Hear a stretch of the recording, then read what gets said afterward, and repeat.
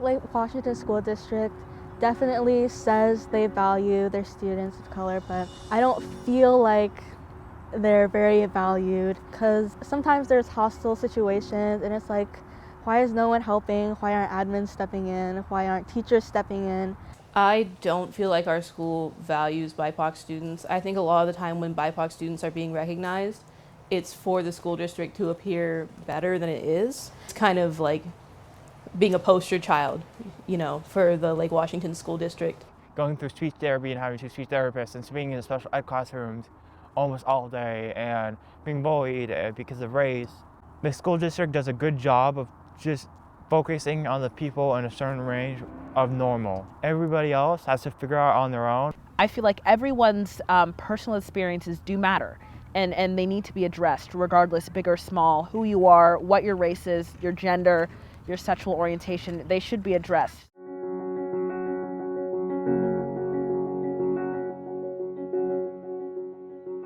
I remember the last day of 6th grade, this was in our I Experience class, a group of white boys, their skit was very, very inappropriate. They were pretending to be Mexican and they had Mexican accents and they brought in sombreros. They also pretended to be maids because they were pretending to be Mexican, which was so appalling to me. And then they also pretended to be Chinese and had an accent. And I was sitting there so confused why the teacher wasn't doing anything. And I looked back at the teacher and he was just kind of looking at some papers. I knew he saw what was happening, but he didn't act upon it. So after their skit, I was like, hey, that is not funny.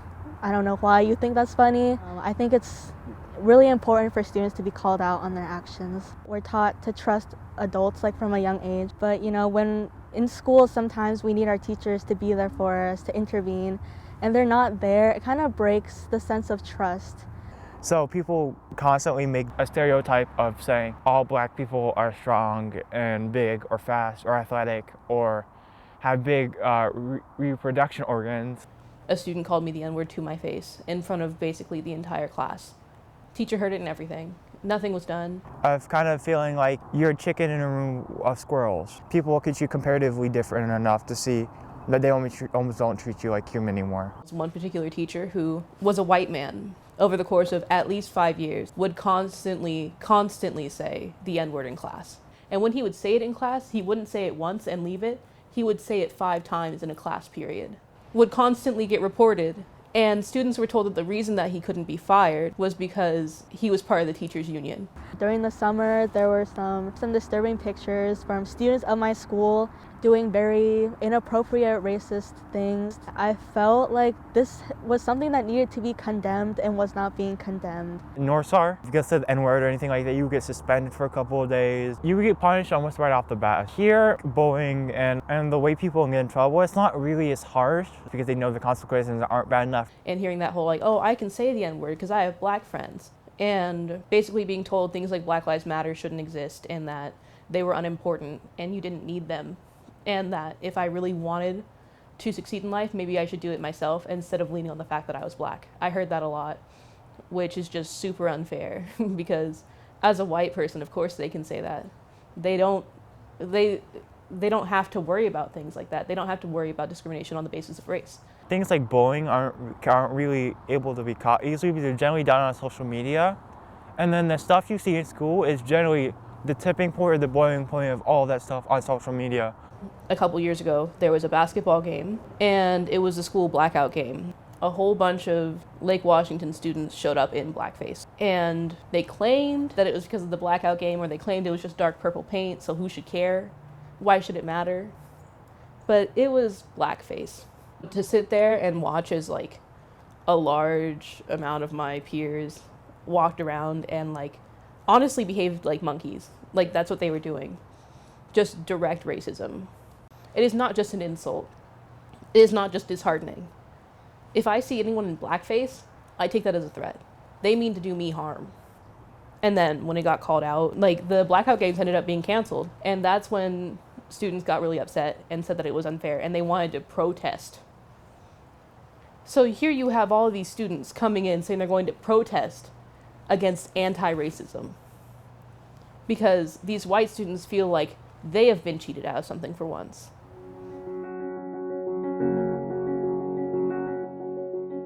You can't address a problem if people aren't willing to say the problem, right? In a sense, it's like nobody's going to say the problem unless they're so fed up with it.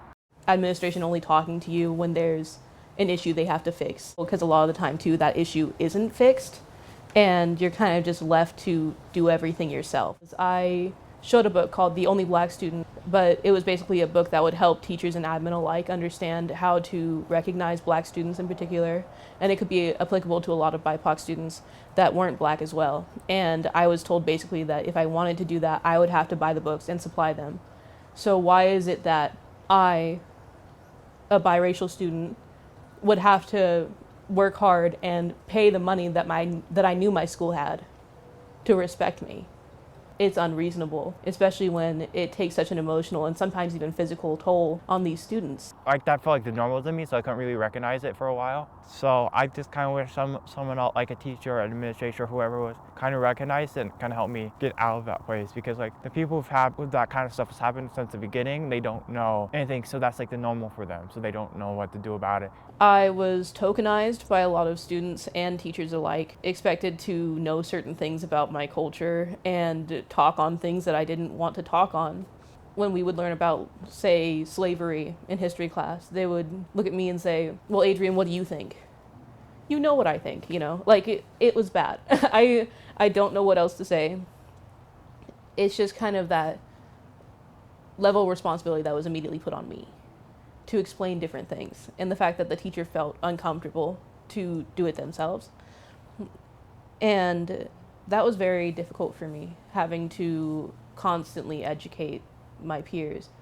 And I definitely don't want students walking up to me asking me what Kwanzaa is. I don't know. I'm gonna be honest, I don't know.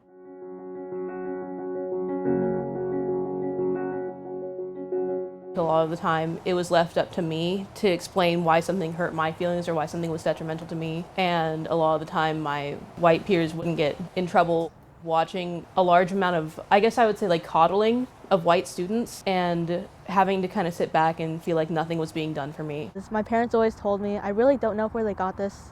They said, if you speak out against teachers or principals or other students, you're not gonna get into college. And I was like, oh. So, I just listened to them up until last year. I was like, this needs to be done. I cannot sit back. I cannot, just be quiet anymore. When a student came to me and started getting in my face and telling me that I shouldn't be proud of being black and that Black Lives Matter, the whole system shouldn't exist, and that black people were being too greedy, I told them that they were being ignorant and that it was racist what they were saying. And I got very, very upset. And I got pulled to the side and told that I needed to calm down. And then I got called into the principal's office and was basically expected to apologize.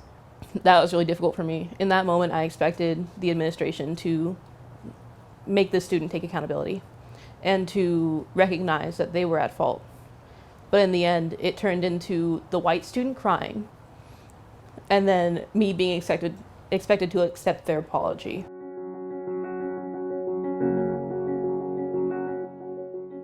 If we all want to be on equal ground, different students need more resources in order to get there. And I think allocating resources towards BIPOC students are really important. Hiring more staff of color. It's important that students see a representation of them. So up until junior year, I never had a teacher of color ever. They were all white. My first teacher of color ever was Miss Crystal Vesper. She teaches AP Lang at Eastlake High School. She's so amazing, and she's the first teacher I've had that's really emphasized Black Lives Matter. Her being someone that I could relate with was something so meaningful and empowering to me. I think it's kind of difficult in Lake Washington with so many staff, admin being white and can't relate to our experiences.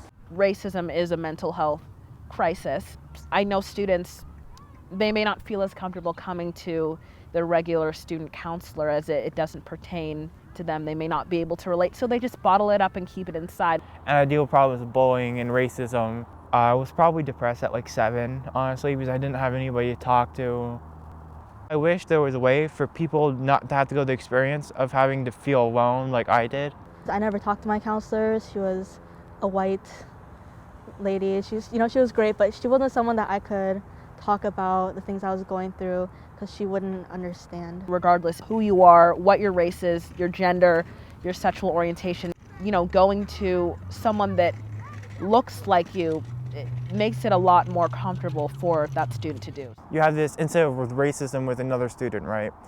And you don't know that counselor. Like, what person in their right mind would be comfortable to say, hey, I had this problem happening. I don't know if you experienced this or not, so I don't know if you can deal with it or not in some sense. And so it makes a lot of people feel uncomfortable because they don't know they can solve the problems. Hiring some sort of mental health specialist or counselor who is a BIPOC individual who may have dealt with microaggressions, discrimination in the past, big or small, so they can feel comfortable coming and talking about these issues and feel like it's really getting addressed and not just being brushed off.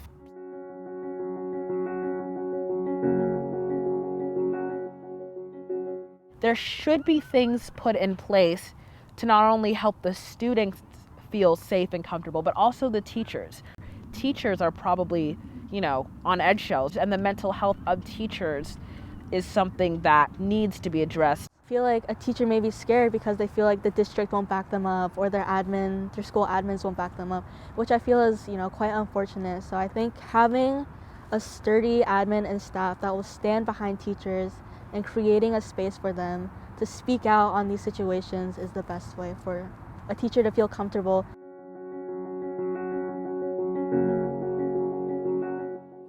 I was told that I could pull books from the library to try and give monthly or weekly excerpts to basically the teachers and have them emailed out. I chose So You Want to Talk About Race. And the initial passage I wanted to start with for the teachers and for admin just in general was intersectionality, because that's a really important aspect of our school culture. And then the last second it got rejected. And I was told that the school wasn't ready or that it wasn't the proper time. But when will it be the proper time for our BIPOC students to finally feel accepted and to feel like they are part of the group? Teachers in their classrooms need to start being more uncomfortable, being comfortable with being uncomfortable, if you know what I mean. Because these conversations need to start happening. Just because a teacher's uncomfortable doesn't mean they can't dismiss the situation or dismiss a lived experience. Having conversations with students, I feel like is such a great way, sparking conversation, especially in classrooms. The more we diversify our school systems, the more comfortable students will be able to interact with their teachers and have a better student-to-teacher relationship. Bob, my middle school North Star teacher, he was white and he made us feel so comfortable that we could really talk about anything with him. In my AP Lang class, it was majority students of color. We had 3 Caucasian students, and we had very uncomfortable discussions, and you could definitely feel the discomfort from the white students, but they still understood. They showed empathy towards us. It was such a great conversation to have with them. If a teacher feels, scared to speak out, I would say, just do it. I feel like it opens up so many doors for conversations. This is the truth, and I think people need to know the truth so they're not fed false information.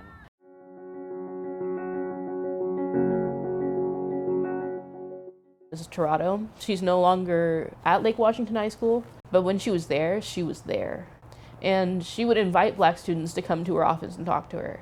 And she would open that door so that they felt comfortable and well received.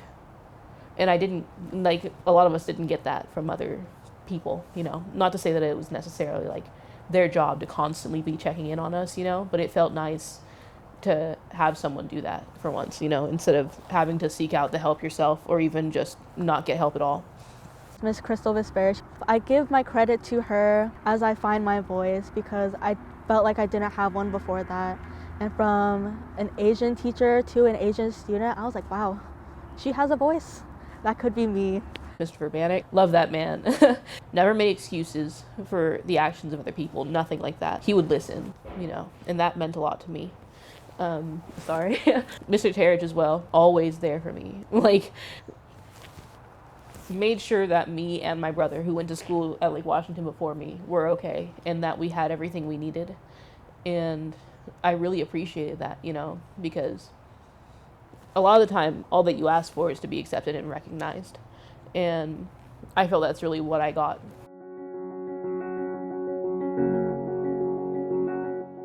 But personally, I think they should be educated at a certain level just to respect like other people's cultures and race and that kind of stuff at a young age. Starting young as possible, is the best. It's really important to teach students that if this is happening to you, this is what it's called. Like, this is not okay. You should not be okay with it. I wanted to have that taught to me in elementary school, so I could have called out earlier.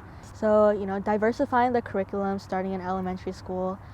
There hasn't been a lot done for Asian American students. Even though they make up a large population of our schools, how often do we see them mentioned in history classes or anything else, It's not just on history teachers to acknowledge the history behind everything. In science, why can't you mention scientists of color? There's so many more things that can be done. Why are students in our schools still reading Cry of the Beloved Country? It's written by a white person.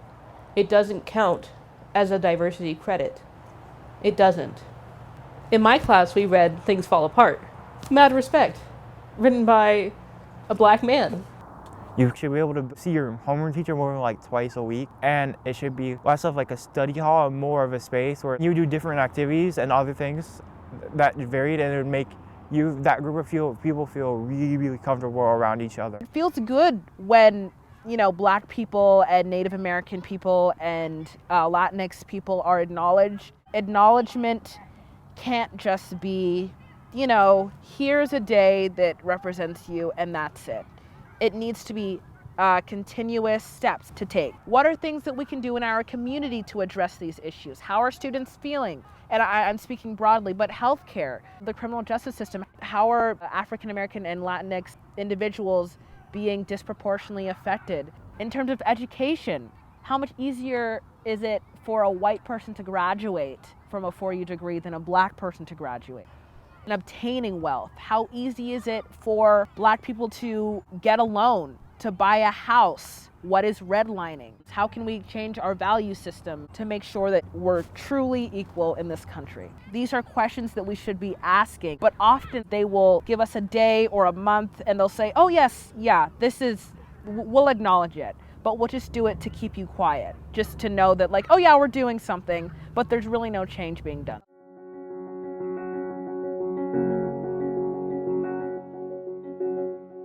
There was a big rise in social justice being seen as cool or woke. High schoolers and middle schoolers do this trendy thing. They'll make a post when it's trending about the unjust social problems happening, and they just post about it, and then as soon as it dies down, they stop talking about it. White students coming through posting a black square or attending one march, it doesn't fly with me. I'm not impressed because all those years that these black students have been working, they weren't there. For students who are uncomfortable, I think just saying what you feel and your experiences is a great way to learn and also learn about other people's experiences.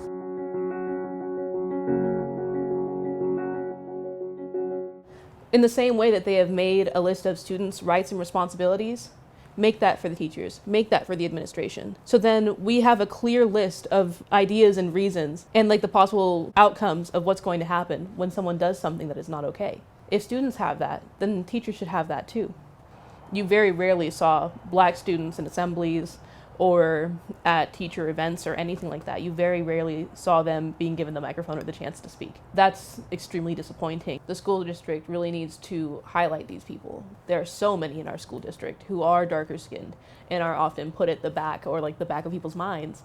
And that's not okay. We need to give these people the opportunity to talk. Mock trials? Mock trials. Let me tell you, I have seen the costumes that students have dressed up in. There were students throughout my entire high school career dressed up as Cleopatra and Chinese people. Chinese people. Deliberately racist.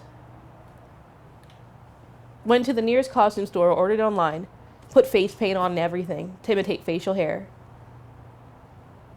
that is stereotypically and racistly associated with Chinese people. And then they get a better grade because they truly dressed up and acknowledged the character. I mentioned it at a staff meeting about diversity, and then after the fact I heard that certain teachers weren't happy about me mentioning it and said that they felt like I was attacking them. Well, guess what? That's a white supremacist narrative. To feel like I'm constantly attacking you for acknowledging the things that you have done to me and other people. That is not an attack. That's me giving you an opportunity to take accountability.